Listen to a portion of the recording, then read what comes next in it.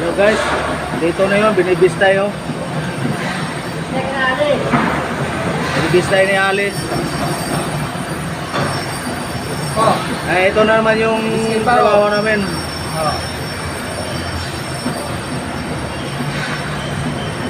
Dito, yung maliliit na butas, mapulbuhan namin to. Ganun pala yung technique.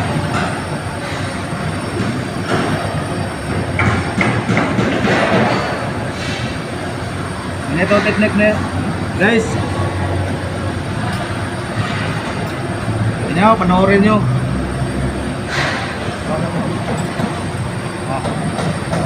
Hawakan mo.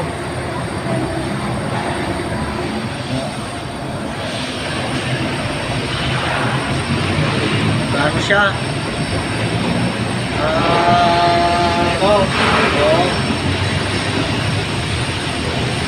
Kapal ng mga butas. Basahin muna. Ganyan lang kadali yan.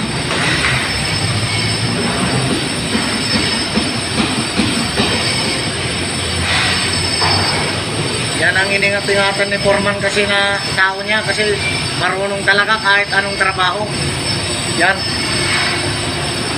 Saka kalakukan yan. Hanapin nyo lang siya pag ano nyo,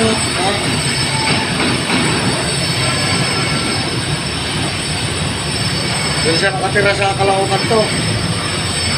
Dito pala yung architect sa web. Sa mga maliliit na butas.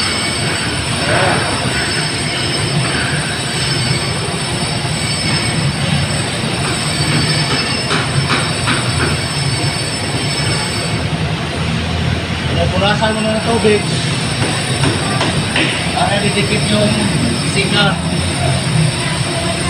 Mga dots!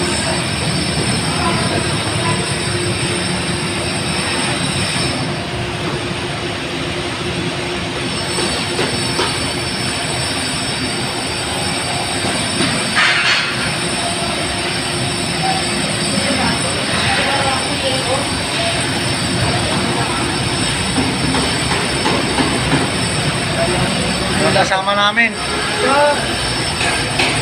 labor pero ngayon naging mason na. Ito na oo ano na siya.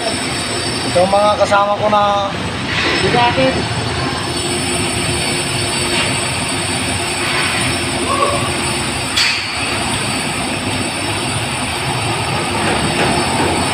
Guys,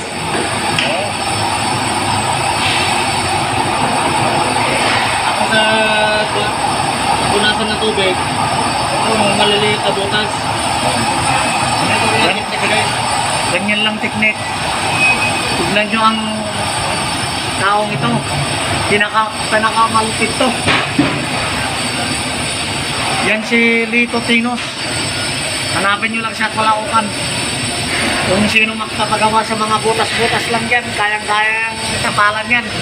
Kahit malaking butas, kayang tapalan. Oh, kamay niya lang, oh.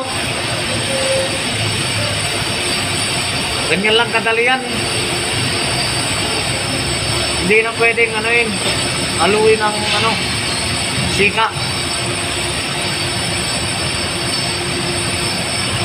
Ano lang siya, pahid-pahid lang ba? Bilis. Mas mabilis pa sa ginagamit na kutsara. Wala. Kamay lang. Kinamay niya lang, oh. Yan naman kalupit dyan. Nakakalakukan yan. Kung sino mo mo.